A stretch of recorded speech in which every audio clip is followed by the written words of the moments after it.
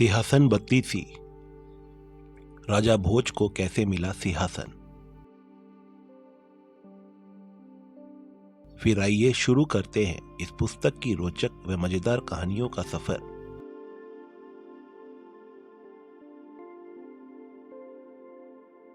ये उन दिनों की बात है जब राजा भोज उज्जैन नगर पर राज करते थे। राजा भोज आदर्शवान, नीति निपुण, धर्मपरायण एवं न्यायप्रिय राजा थे। प्रजा इनके राज्य में सुखी एवं संपन्न थी। समस्त प्रदेश में इनकी ख्याति फैली हुई थी। ये कहावत भी उन्हीं के समय से प्रचलित है, कहाँ राजा भोज और कहाँ गंगू तेली। उज्जैन नगरी के अंतिम छोर पर कुमारों की बस्ती थी। कुमारों की बस्ती के आसपास मिट्टी के छोटे बड़े टीले थे, जिनकी मिट्टी बड़ी सुगंधित और चिकनी थी। कुमार वहां की मिट्टी से काफी आकर्षक और मनमोहक बर्तन बनाया करते थे। इनके द्वारा बनाए गए बर्तनों की कारीगरी दूसरे राज्यों में बड़े सम्मान के साथ देखी जाती थी। राजा भोज के शासनकाल में राज्य का प्रत्येक व्यक्ति संपन्न एवं सुखी था। खेती भी अच्छी होती थी और पशुधन की भी कोई कमी न थी। उसी बस्ती में एक गडरिया कई वर्षों से काम करता चला आ रहा था। लोग उसे चंदू कहकर पुकारते थे, लेकिन उसका वास्तविक नाम चंद्रभान था। चंद्रभान के घर से कुछ ही दूरी पर रमेश कुम्हार का भी घर था। वे दोनों पड़ोसी होने के साथ साथ एक दूसरे से काफी प्रेम करते थे और इस कहावत को चितार्थ करते थे कि पड़ोसी जैसा दोस्त नहीं और पड़ोसी जैसा दुश्मन नहीं। एक जमाना था जब ये दोनों एक दूसरे पर जान निछावर करते थे, लेकिन एक बार मकान के बीच दीवार को लेकर दोनों में अनबन हुई तो दोनों की दोस्ती दुश्मनी में बदलती चली गई। अब रमेश हमेशा उस अवसर की तलाश में लगा रहता है जब वह चंद्रभान की कमजोरी जान जाए और उससे लाभ उठा सके, मगर उसे कोई मौका नहीं मिल रहा था। चंद्रभान को रमेश के ईर्ष्यालु स्वभाव की कोई परवाह नहीं थी। वह बड़े आराम से गांव के आसपास के क्षेत्र के लोगों के जानवरों को चराया करता था। चंद्रभान वैसे भी शक्लो सूरत से भोंदू ही नजर आता था, मगर ताकत में किसी से कम ना था। वह टीलों पर जाता और जानवरों को आजादी के साथ चरने के लिए छोड़कर टीले पर चढ़कर सो जाता। धीरे धीरे लोग उसे आलसी और निकम्मा कहने लगे। उसका स्वभाव देखकर कुछ लोग शरारत में उसके जानवर इधर उधर हाँक देते थे। कभी कभी उसकी नजरें बचाकर चोरी जैसा भी कार्य कर लेते थे। मगर सबसे बड़ी आश्चर्य की बात यह होती थी कि शाम को जब चंद्रभान अपने जानवरों को हाँक कर ले चलता तो जानवर पूरे होते। इधर उधर भगाए गए जानवर अपने आप ही लौटकर अपने झुंड में आकर मिल जाते थे। जो लोग उसके जानवरों को चुरा लेते थे, उनके घर में कोई न कोई ऐसी विपत्ति उठ खड़ी होती थी कि वह घबराकर जानवर छोड़ देते और जानवर भागकर अपने झुंड में आ मिलते थे। धीरे धीरे चंद्रभान के साथ शरारत करने वालों में यह चर्चा होने लगी कि चंद्रभान चमत्कारी शक्तियों वाला लड़का है। कोई कहता उस पर दैवीय शक्ति है जो उसकी हर संकट में रक्षा करती है। लोगों ने उसके साथ शरारत करना छोड़ दिया था। चंद्रभान की बातें ज्ञान ध्यान की होती थी। वह बच्चों को टीले पर एकत्रित कर लेता और उन्हें ज्ञान ध्यान की बातें बताता था। लड़के ध्यान लगाकर उसकी बातों को सुना करते थे। कभी कभी बच्चों के बीच बड़े भी शामिल हो जाया करते थे और उसकी ज्ञानवर्धक बातें सुनकर वाह वाह कर उठते थे। यही चंद्रभान जब टीले से उतरकर जानवरों को हकालता हुआ अपने घर की ओर जाता तो वह चेहरे से भोंदू और अनपढ़ नजर आता। चंद्रभान हमेशा की तरह एक दोपहर को एक टीले पर चढ़ गया और गहरी नींद सो गया। जब वह सोकर उठा तो उसे काफी अजीब सा लगा। उसने आसपास खेल रहे लड़कों को पुकारा। लड़के खेल छोड़कर उसकी ओर दौड़े चले आए। उन्होंने सोचा शायद चंद्रभान उन्हें अच्छे अच्छे उपदेश देगा। बाकी लोगों को भी बुलाओ, चंद्रभान ने कुछ तेज स्वर में कहा। क्या बात है, इतनी जोर से क्यों चिल्ला रहे हो? लड़कों ने उसका तेज स्वर सुनकर कहा। यहाँ का राजा कौन है? चंद्रभान बड़ी शान से बोला। सब लड़के एक दूसरे का मुंह देखने लगे। वे सोचने लगे आखिर चंद्रभान ने ये अटपटा सवाल क्यों पूछा है? क्या ये पागल हो गया है? राज्य की जनता अपने राजा का नाम नहीं जानती हो? यह कैसे संभव हो सकता है? चंदू भाई, ये तुम कैसी बहकी बहकी बातें कर रहे हो? अपने राजा का नाम भी तुम भूल गए? हमारे महाराजा का नाम राजा भोज है, एक लड़के ने कहा। लड़के की यह बात सुनकर चंद्रभान का चेहरा तमतमा उठा और वह क्रोधित स्वर में बोला, वह राजा मूर्ख है, उसे न्याय करना नहीं आता, प्रजा के साथ वह अनुचित व्यवहार करता है, उसे पकड़कर हमारे दरबार में पेश किया जाए। सब लड़के फटी फटी आंखों से उसकी ओर देखने लगे। उनके चेहरों पर भय के चिन्ह स्पष्ट नजर आ रहे थे। वह सोचने लगे, या तो चंद्रभान पागल हो गया है या उसके दिन पूरे हो गए। अगर यह बात महाराज तक पहुंच गई तो उसे अवश्य ही फांसी पर लटका दिया जाएगा। उन सबको खामोश देखकर चंद्रभान एक बार फिर तेज स्वर में चीखा, सुना नहीं तुम लोगों ने? उसे फौरन पकड़ के हमारे दरबार में पेश करो, हम उसे बताएंगे कि न्याय कैसे किया जाता है। चंद्रभान राजा के प्रति ऐसे अपमानजनक शब्दों का प्रयोग करना उचित नहीं। एक लड़के ने उसके समीप आकर उसे समझाने वाले अंदाज में कहा, उचित या अनुचित की बात मुझसे ज्यादा कोई नहीं जानता, यहाँ तक कि तुम्हारा राजा भी नहीं जानता। चंद्रभान निडरता के साथ बोला। उसके चेहरे पर भय या आतंक का कोई चिन्ह नजर नहीं आ रहा था, लेकिन लड़कों के चेहरों का रंग उड़ चुका था। वह सोच रहे थे कि अगर किसी ने इस बात को सुन लिया और जाकर राजा से शिकायत कर दी तो चंद्रभान के साथ साथ वह भी राजा का अपमान करने के दोषी माने जाएंगे, क्योंकि वह अपने राजा के विरुद्ध उसकी बातें सुन रहे थे। चंद्रभान अभी भी राजा के विरुद्ध बोले जा रहा था। लड़कों के दिल में भय बढ़ता जा रहा था। एक एक करके सब लड़के वहां से भयवश भाग निकले। भागते हुए एक युवक ने कहा, यहाँ से भाग लेने में ही हमारी भलाई है। ऐसे व्यक्ति की बातें सुनना भी गुनाह है। अगर किसी ने उसकी बातें सुन ली और हमें यहाँ खड़े पाया तो हम भी बेमौत मारे जाएंगे। सब लड़के वहां से चले गए, लेकिन चंद्रभान अभी भी उसी शान से खड़ा राजा भोज के प्रति अपशब्दों का प्रयोग कर रहा था। वह धीरे धीरे चलता हुआ टीले की काफी ऊंचाई पर चढ़ गया था, जिससे उसकी आवाज दूर दूर तक जा रही थी।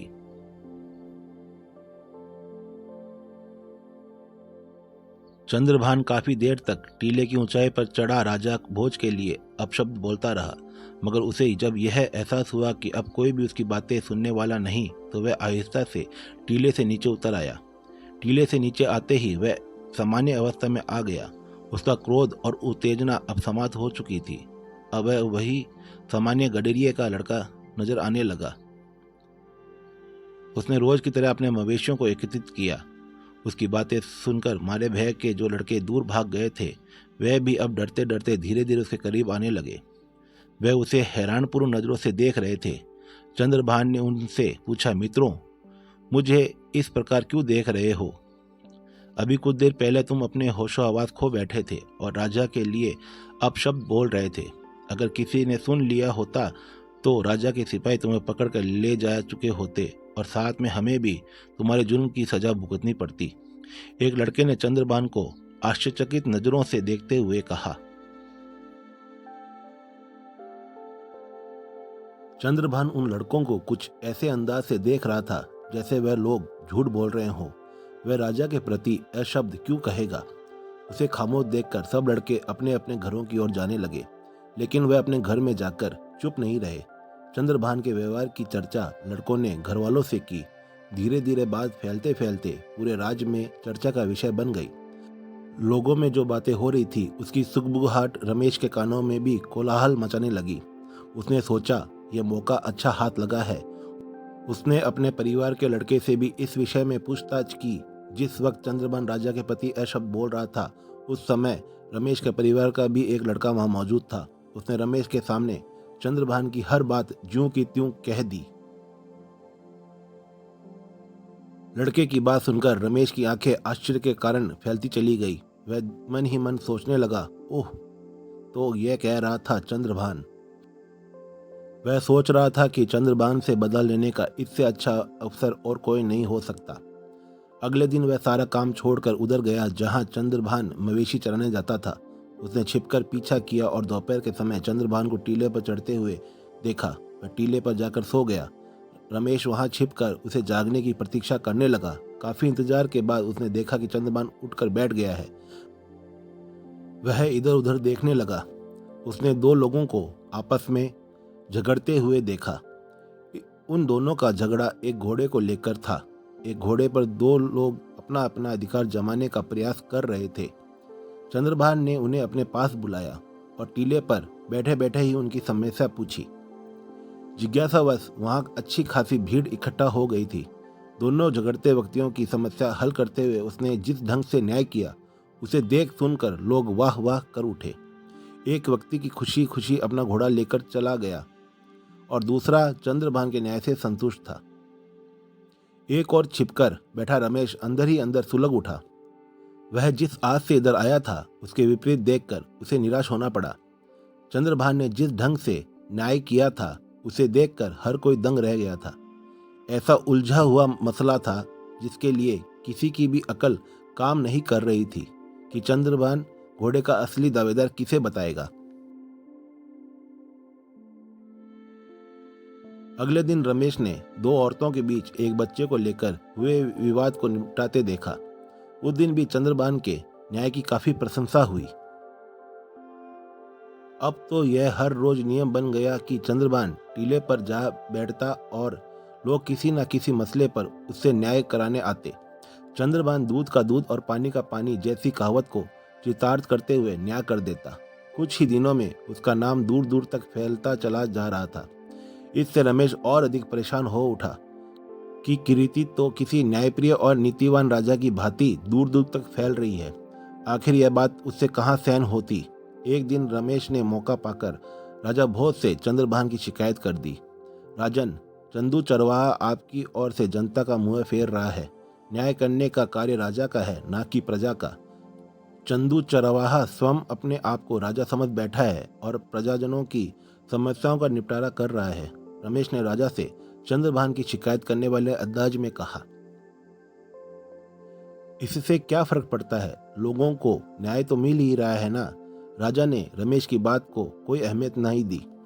राजन, यह नहीं, वह आपके लिए अशब्दों का भी प्रयोग करता है। रमेश ने एक बार फिर अपनी चतुराई दिखाने का प्रयास किया।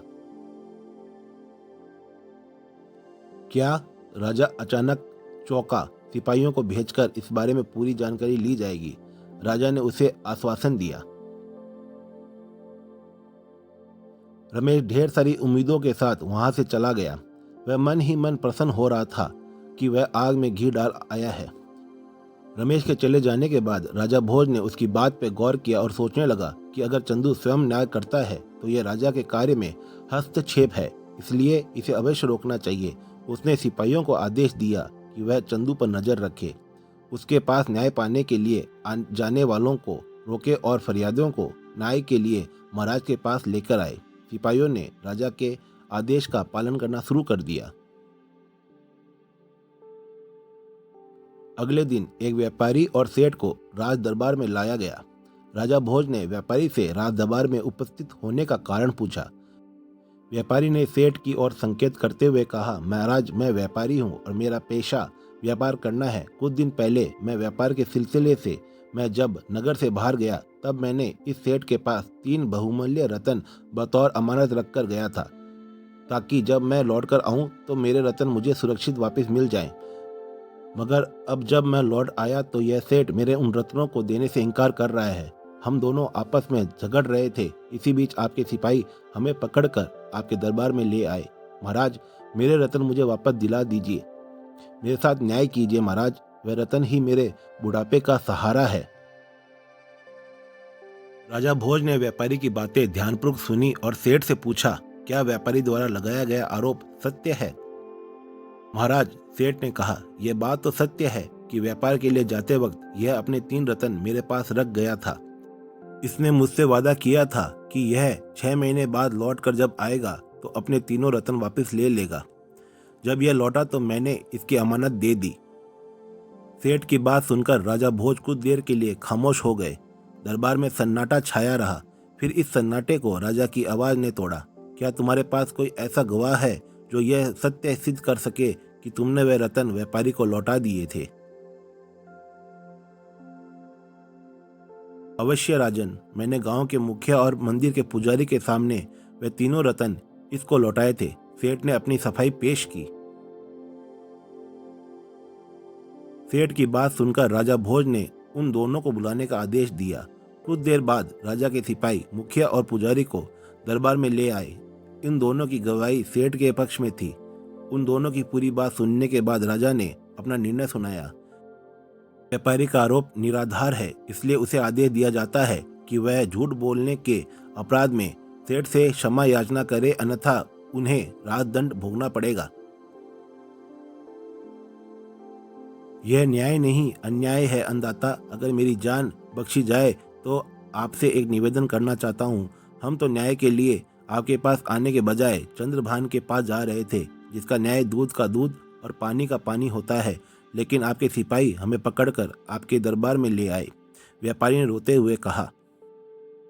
व्यापारी की बात सुनकर राजा भोज क्रोधित नहीं हुए, बल्कि यह सोचने लगे कि चंद्रभान कैसा न्याय करता, जिसकी चर्चा हर जगह है। उसे चलकर देखना चाहिए। कुछ देर तक इसी प्रकार सोचते रहने के पश्चात राजा भोज ने कहा, अगर तुम मेरे न्याय से असंतुष्ट हो तो जाकर उसी से न्याय मांग कर देख लो। मैं स्वयं भी देखना चाहता हूँ कि वह कैसा न्याय करता है। राजा की बात सुनकर व्यापारी हाथ जोड़कर वहां से चल दिया। राजा के आदेश पर सेठ और दोनों गवाह भी व्यापारी के पीछे पीछे चल दिए। कुम्हारों की बस्ती के सबसे ऊंचे टीले पर हमेशा की तरह चंद्रभान बैठा था। बहुत से लोग उसके इर्द गिर्द जमा थे। राजा भोज भी वेश बदलकर अपने कुछ सिपाहियों के साथ सादे वेश में वहां आ पहुंचा। व्यापारी ने चंद्रभान के पास जाकर उसे अपनी विपदा सुनाई।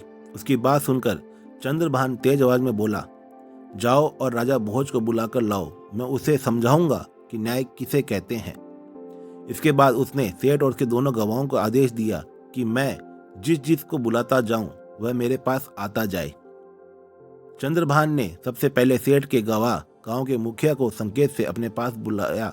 पूछा, मुखिया जी, कृपया मुझे यह बताइए कि जो रतन व्यापारी को आपके सम्मुख लौटाए गए थे वे किस रंग के थे और कितने बड़े थे। ऐसे सवाल की मुखिया को कतई आशा न थी। चंद्रभान का यह सवाल सुनते ही मुखिया के चेहरे का रंग उड़ गया। उसने लड़खड़ाती जुबान में कहा, वह रतन नींबू के आकार के थे और उनका रंग नीला था। ठीक है, चंद्रभान ने कहा, अब तुम एक और खड़े हो जाओ। यह कहकर उसने मंदिर के पुजारी को अपने पास बुलाया और उससे भी वही प्रश्न पूछा। पुजारी ने कहा, वे रतन चने के दाने के बराबर थे और वह लाल रंग के थे। इसके बाद चंद्रभान ने पुजारी को भी अपने से दूर भेज दिया और सेठ को अपने पास बुलाकर डांटते हुए कहा, क्यों बे नामुराद बेईमान इंसान, कितने पैसे दिए थे इन दोनों को झूठी गवाही देने के लिए। सेठ बुरी तरह कांपने लगा, उसकी टांगें लड़खड़ाने लगी। हार कर सेठ चंद्रभान के कदमों पर गिरकर गिड़गिड़ाते हुए कहने लगा, मुझे क्षमा कर दो, मुझसे बहुत बड़ी भूल हो गई। अगर तुझे अपनी भूल का पश्चाताप करना है तो वापस कर दे इस व्यापारी के रतन, चंद्रभान ने कड़कदार आवाज में कहा। सेठ ने फौरन अपने झोले में से तीनों रतन निकालकर व्यापारी के हवाले कर दिए। राजा भोज, जो वेश बदले एक साधारण नागरिक के रूप में वहां खड़े थे, चंद्रभान का न्याय करने का ढंग देखकर काफी प्रभावित हुए और अपने सिपाहियों के साथ एकदम से झूठे सेठ के सामने आ खड़े हुए और सिपाहियों को आदेश दिया, इन तीनों बेईमानों को गिरफ्तार कर लो। इन पर झूठी गवाही, धोखा देने का अभियोग सिद्ध हो चुका है। अचानक राजा भोज और सिपाहियों को देखकर लोग चौंक पड़े। चंद्रभान टीले से कूदकर भागने लगा, मगर राजा ने उसे रोक लिया और मुस्कुराते हुए कहा, डरो नहीं, डरो नहीं, हम तुम्हारे न्याय करने के ढंग से काफी प्रसन्न हैं, लेकिन एक बात हमारी समझ में नहीं आई। कौन सी बात महाराज? चंद्रभान ने हाथ जोड़कर राजा भोज से पूछा। तुम तो एक मामूली चरवाहे हो, फिर भी इतना स्वच्छ न्याय कैसे कर लेते हो? राजा भोज ने पूछा। यह सब इस टीले की करामात है महाराज। मैं जब इस टीले पर आकर बैठता हूँ तो मुझ में ना जाने कौन सी शक्ति आ जाती है। चंद्रभान ने भयभीत स्वर में कहा। वह अभी भी डरा हुआ था। राजा भोज ने काफी सोच विचार करने के बाद पुरोहितों से विचार विमर्श किया। अंततः यह निर्णय निकाला गया कि टीले के नीचे अवश्य है कोई करामाती शक्ति है, इसलिए इसे खुदवा कर देखा जाए। सैकड़ों मजदूर इस टीले की खुदाई में लगा दिए गए। काफी गहराई तक खुदाई करने के पश्चात मजदूरों को एक सिंहासन धरती में दबा हुआ दिखाई दिया। यह खबर तुरंत राजा भोज तक पहुंचाई गई।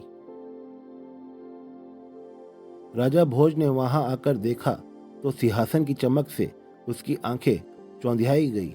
राजा की आंखों के सामने एक सिंहासन था जो विशाल होने के साथ साथ सोने चांदी एवं रत्नों से जड़ा हुआ था।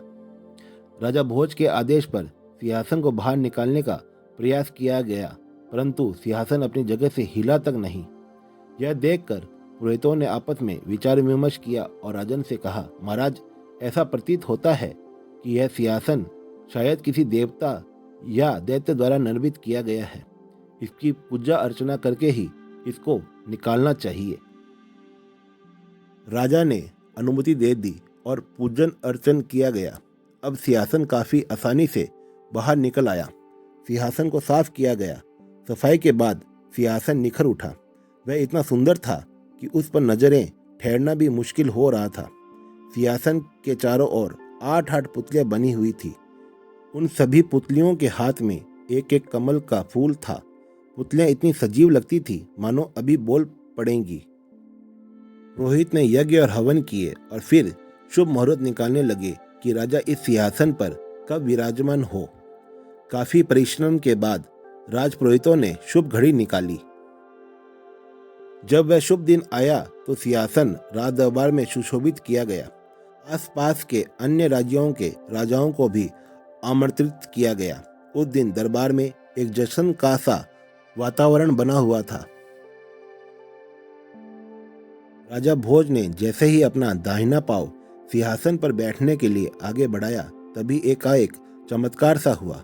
सिंहासन में जड़ी सभी पुतलियां खिलखिलाकर हंसने लगी। इस चमत्कार को देखकर सारे दरबारी आश्चर्यचकित रह गए। राजा भोज ने सहम कर अपने कदम पीछे खींच लिए और उन पुतलियों से पूछा, ए पुतलियों, मुझ में ऐसी क्या बात है जिसे देखकर तुम सब एक साथ हंस पड़ी हो? राजा भोज का प्रश्न सुनकर एक पुतली अपने स्थान से बाहर आई, बाकी अपने स्थान पर ही रही। उस पुतली का नाम रतन मंजरी था।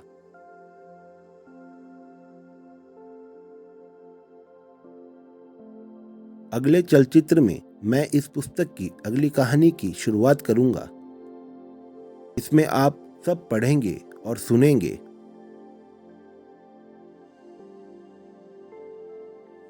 सिंहासन बत्ती सी, रतन मंजरी की कहानी। आपको ये चलचित्र कैसा लगा? आशा करता हूं आपको ये चलचित्र अच्छा लगा हुआ होगा। अपना अमूल्य सुझाव जरूर दें। अगर आपको यह चलचित्र अच्छा लगा तो लाइक और सब्सक्राइब भी कर सकते हैं, जिससे मुझे प्रोत्साहन मिलेगा और मैं और भी अच्छी कहानियां इस चैनल पर डाल सकूंगा। आपका बहुत बहुत आभार और धन्यवाद।